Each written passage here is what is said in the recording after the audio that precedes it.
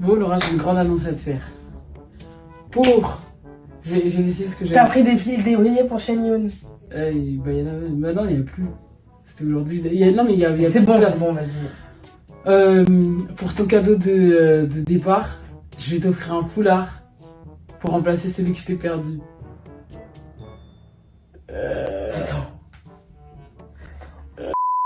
Hello tout le monde, j'espère que vous allez bien. Bienvenue dans cette nouvelle vidéo. Si c'est la première fois que vous tombez sur ma chaîne, je m'appelle Laura et bienvenue sur Pensée Exprimée où je transforme mes idées en projets ou en aventures. L'idée du jour étant de coder une nouvelle application. J'ai déjà fait ça par le passé et c'était trop bien. Je m'étais dit, vas-y, il faut que je refasse ça parce que j'avais bien aimé le faire. Je procrastinais mais là, l'heure est venue, c'est bon. Avant de commencer, si ce genre de contenu vous plaît, n'hésitez pas à vous abonner pour ne pas rater mes prochaines vidéos. Donc dans cette vidéo, on va commencer à coder une application, mais avant, je vais vous donner quelques points importants si vous voulez vous aussi vous lancer dans le développement d'applications. Premier point, skills et compétences.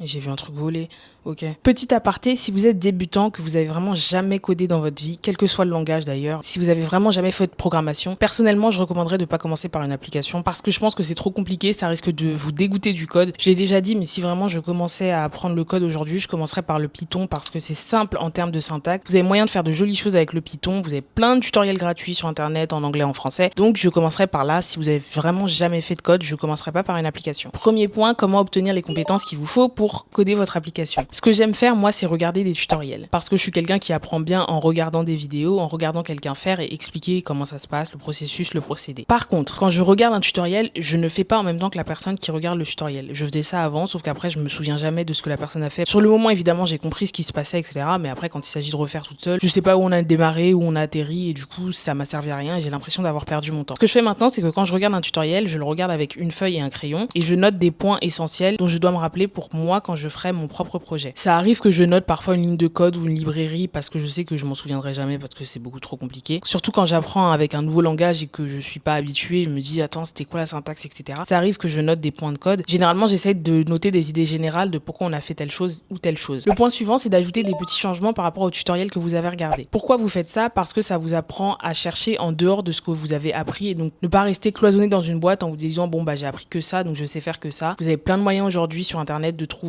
comment faire telle ou telle chose. Donc vraiment si vous avez une idée et que vous vous dites ah moi j'aurais plutôt fait ça comme ça ou oh j'aimerais bien rajouter ça, j'aimerais bien rajouter un bouton, j'aimerais bien pouvoir scroller ici, j'aimerais bien rajouter telle chose ou telle chose, juste chercher sur internet comment on fait et essayer de voir si vous y arrivez. Surtout que généralement pour le développement d'applications, vous avez une communauté assez importante donc c'est facile entre guillemets de trouver comment faire quoi parce que ça a probablement déjà été fait. Et enfin, dernier point de la partie compétences, construisez votre propre projet. Pourquoi? Parce que si vous suivez un tutoriel, peut-être que vous avez vraiment aucun intérêt pour ce que la personne est en train de coder. C'est plus difficile d'accrocher et de pas lâcher quand vous avez vraiment aucun intérêt pour ce qui se passe. Personnellement, le tutoriel que j'ai regardé, le mec il faisait un Pokédex. Moi ça m'intéresse parce que j'aime bien Pokémon et parce que j'aime bien les jeux vidéo Pokémon, donc ça m'intéressait. Mais si vous en avez rien à faire des Pokémon, peut-être que vous allez vous dire ouais c'est ennuyant, etc. Si vous avez le choix, essayez de choisir un tutoriel avec un projet qui vous intéresse, mais dans tous les cas, surtout quand vous allez construire votre propre projet, choisissez un sujet qui vous intéresse. Ok, maintenant pour la deuxième partie, la partie idée, comment trouver une idée. Premièrement, ce que vous pouvez faire, vous pouvez refaire une application qui existe déjà. Si vous êtes dans la partie apprentissage, vous n'avez pas besoin de trouver quelque chose de révolutionnaire, juste trouver quelque chose qui vous plaît et refaites-le, ajoutez des petits changements comme je vous ai dit,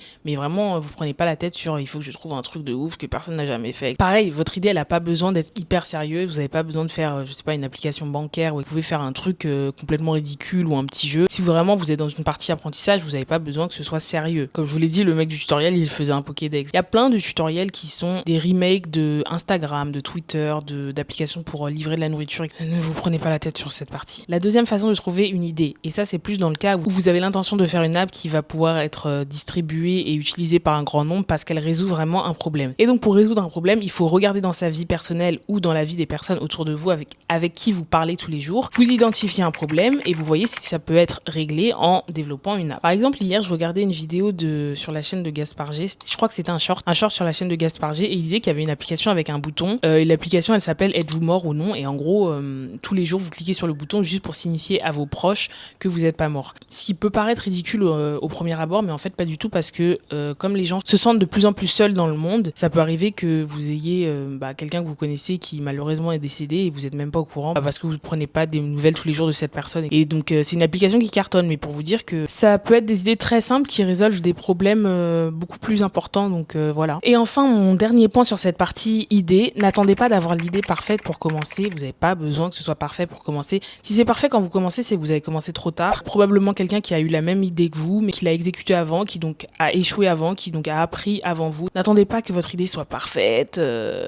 Juste une fois que vous avez une idée, faites un plan et commencez. En parlant de plan, c'est ma troisième partie. La première chose à déterminer quand vous voulez faire une application, c'est la tech stack. Qu'est-ce que vous allez utiliser comme langage? Et là, vous avez l'embarras du choix. Vous avez Kotlin, Swift, Flutter, React Native et j'en passe. Peut-être que j'en passe pas, mais en fait, j'en connais pas d'autres, donc voilà. Vous avez beaucoup de vidéos sur YouTube avec des personnes qui vous font des comparatifs entre les différentes technologies, pour que vous puissiez choisir celle qui vous convient le mieux. J'ai choisi React Native parce que j'avais pas envie d'avoir à faire un code différent pour iOS et un code différent pour Android. Et aussi parce que la communauté est assez importante de personnes qui codent avec React Native. Donc je savais que si j'ai un problème en cours de route, je vais sûrement trouver quelqu'un qui a déjà eu le même problème que moi et donc je vais pas rester bloqué. Posez-vous les 2-3 questions essentielles. Est-ce que je veux une application qui tourne sur iOS uniquement, sur Android uniquement, sur les deux? Donc posez-vous les bonnes questions et ensuite vous choisissez une technologie et c'est parti. Quand je dis c'est parti, le point suivant c'est de découper votre développement en petites étapes simples. Si vous partez en disant bon je vais coder une application, vous prenez le risque de vous décourager rapidement parce que vous saurez pas où commencer, par quoi continuer. Découpez le projet en étapes simples que vous allez suivre au fur et à mesure du temps. Par exemple, je sais qu'aujourd'hui moi ce que je veux faire c'est finaliser mon idée, faire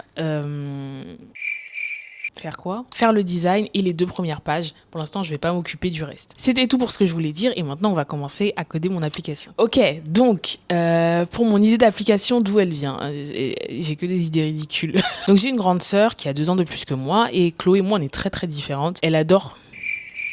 J'allais dire elle adore voyager comme si moi j'étais pas au bout du monde là. Bon bref. Oui, moi aussi j'aime bien voyager mais elle vraiment c'est quelque chose. Donc Chloé elle adore voyager et une autre chose qu'elle adore c'est faire des dégustations de chocolat chaud. C'est très random mais oui voilà. Elle aime bien voyager en Europe et dans les différents pays d'Europe qu'elle fait, elle aime bien goûter les chocolats chauds et les flans. Pourquoi les chocolats chauds et les flans, je sais pas mais voilà, c'est Chloé. Et donc souvent elle fait sur sa story des dégustations où genre elle boit des chocolats chauds et elle donne son avis, etc. Ou elle goûte des flans, genre à un moment elle avait fait la route des flans ou je sais pas quoi, un truc. Et bref. Et donc parfois elle m'envoie des vidéos en me disant voilà j'ai goûté ça, le chocolat chaud d'ici est trop bien, viens on va prendre un chocolat chaud. Donc je me suis dit tiens ce serait sympa que je lui fasse une petite app où elle puisse regrouper ses dégustations. Donc c'est ce que je vais faire aujourd'hui. Pour l'instant je vais pas me baser sur la partie flan, je vais juste me baser sur la partie chocolat chaud. Donc je veux faire une app simple où elle puisse enregistrer les différentes dégustations qu'elle fait. Je veux qu'elle puisse mettre une vidéo de elle en train de déguster son truc et qu'elle donne son avis là. Qu'elle puisse mettre la localisation, une note, un commentaire, son avis, etc. Donc je vais lui faire un petit truc comme ça. Je vais absolument pas parler de mon idée, ce sera un peu une surprise. En fait, ce sera une surprise que si elle regarde pas cette vidéo parce que parfois elle regarde en retard mes vidéos, donc bon voilà. Mais donc voilà, j'aimerais bien lui faire un petit truc comme ça. C'est une idée toute simple, mais c'est juste pour elle qu'elle puisse regrouper ces petites choses. Pour l'instant, l'app, je veux que ce soit juste un memories pour elle. Donc pour l'instant, c'est pas, elle pourra pas le partager avec ses amis, etc. Mais ce sera quelque chose que je voudrais faire dans le futur. Mais voilà pour l'idée que j'ai eue. Donc je vais commencer à travailler dessus aujourd'hui. Et aujourd'hui, comme je vous l'ai dit, ce qu'on va faire, c'est je vais designer les pages pour être bien clair sur ce à quoi ça doit ressembler. Et ensuite, je vais faire les 2 premières pages, je pense, donc la page de garde et une page spéciale dégustation. Et si j'arrive à faire ça aujourd'hui, vraiment, ce sera très bien. Donc, c'est parti!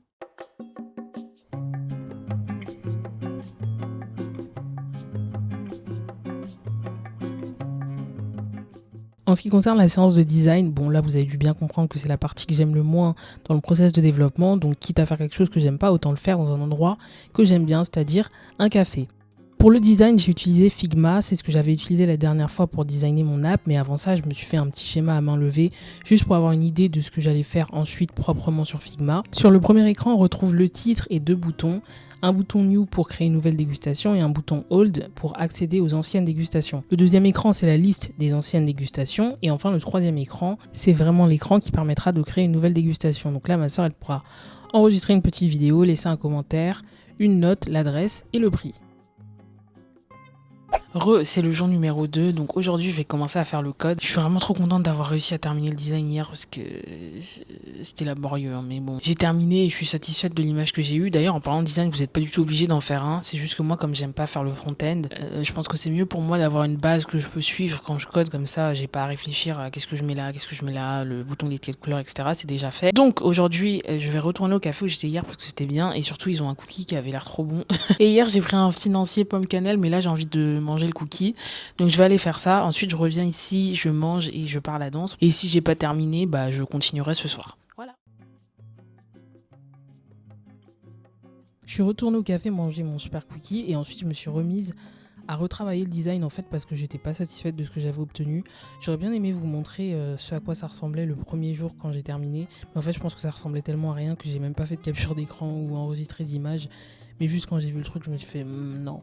Du coup, je l'ai retravaillé et j'ai obtenu quelque chose qui me plaisait beaucoup, sur lequel je pouvais me baser pour la suite de mes développements. Et c'est ce que vous voyez à l'écran maintenant.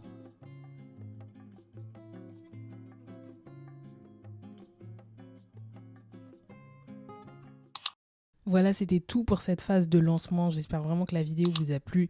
Si c'est le cas, n'hésitez pas à laisser un like, un commentaire et surtout à vous abonner pour ne pas rater la suite. Et moi, je vous retrouve très bientôt.